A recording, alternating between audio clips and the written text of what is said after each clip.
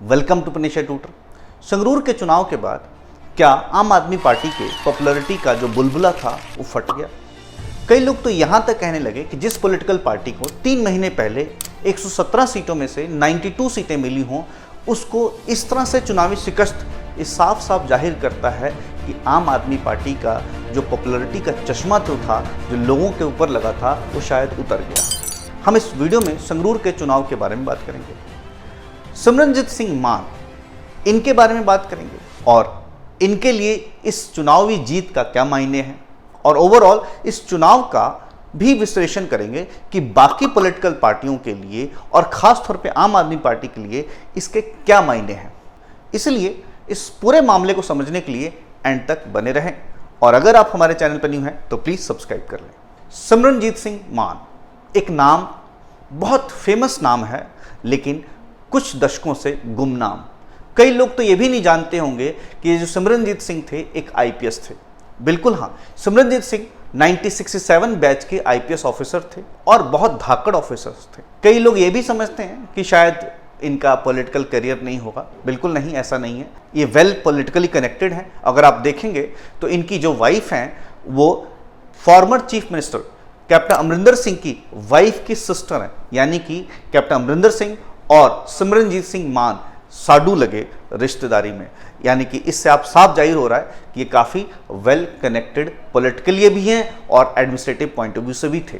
सिमरनजीत सिंह मान ने 1984 में रिजाइन कर दिया था ऑपरेशन ब्लू स्टार के खिलाफ। तब से वो खालिस्तानी एजेंडा के नाम पर चुनाव लड़ रहे हैं। हालांकि आप हैरान होंगे, 1989 में वो चुनाव तरन तारण से जीते भी।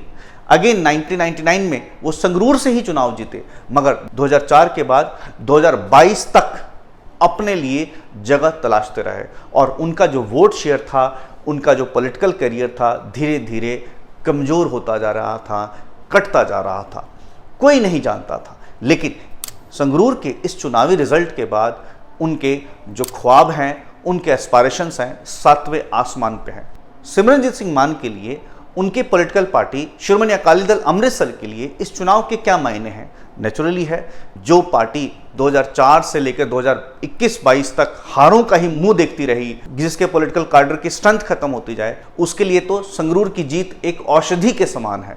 और नेचुरली है, एक नई जान आ गई है शिरोमणि अकाली दल अमृतसर में। और सुनने में आया है कि शिरोमणि अकाली दल का जो फोन है अब बंद नहीं हो रहा, लोग बढ़ चढ़ कर शिरोमणि अकाली दल अमृतसर में ज्वाइन करना चाहते हैं। संगरूर के चुनाव के बाकी पॉलिटिकल पार्टियों के क्या मायने हैं आप देखेंगे तो अकालियों के लिए, कांग्रेस के लिए, बीजेपी के लिए क्या समझा जाए। बेसिकली अगर आप देखो तो अकालियों ने जो राजन्ना की सिस्टर थी कमलदीप कौर, उन्हें खड़ा किया। उधर कांग्रेस ने दलवीर सिंह गोल्डी को खड़ा किया। बीजेपी ने बरनाला के एमएलए, फॉर्मर एमएलए केवल ढिल्लों को खड़ा किया। आम आदमी पार्टी ने गुरमैल सिंह को खड़ा किया था। यानी कि चुनावी टक्कर बहुत ज़्यादा कड़ी नज़र तो नहीं आ रही थी। क्यों? क्योंकि 3 महीने पहले ही आम आदमी पार्टी इतने बड़े जीत से आई थी। मगर कुछ ऐसी घटनाएं हो गई जिसका असर ये हुआ कि सिमरनजीत सिंह मान की पार्टी जीत गई। जब हम ग्राउंड पे चुनावी विश्लेषण करते हैं तो समझ में आता है कि ये आम आदमी पार्टी के पॉपुलैरिटी का बुलबुला नहीं फटा है, बल्कि और भी कई फैक्टर हैं जिन्होंने रोल प्ले किया। अब हम बात करते हैं कि इस चुनाव के क्या मायने। सिमरनजीत सिंह मान जो कि अपने आखिरी उम्र के पड़ाव में थे, वो जब चुनाव में उतरे तो जाहिर है उन्होंने ऐसा एजेंडा यूज किया। पहला ऑफकोर्स मूसेवाला का मर्डर केस तो था ही, दूसरा दीप सिद्धू के मर्डर का केस था। ये मुद्दे उठाए, प्लस उन्होंने ये भी कहा कि वो उनका आखिरी चुनाव है, अब वो दोबारा चुनाव में नहीं लड़ेंगे। ये इमोशनल कार्ड प्ले हुए। दूसरा पहलू ये रहा कि भगवंत मान के कुछ ऐसी एक्टिविटी भी लोगों को पसंद नहीं आई, जैसे कि उनका बार बार दिल्ली से डायरेक्शन लेना। यहाँ पर पॉलिटिकल पार्टियों ने इस तरह से एजेंडा बना दिया कि भगवंत मान दिल्ली के अधीन हो गए हैं और उन्होंने लोगों को ये समझा दिया कि हमें दिल्ली से रूल नहीं करवाना स्टेट का। दूसरी तरफ लॉ एंड ऑर्डर भी एक बड़ा प्रॉब्लम रहा भगवंत मान के लिए।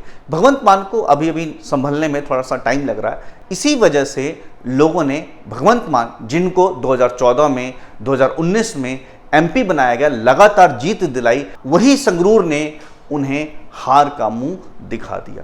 ये शायद इंडिकेशन भी है आम आदमी पार्टी के लिए कि भाई देखो, अगर आप काम नहीं करोगे तो आपको दोबारा पावर में लोग नहीं आने देंगे।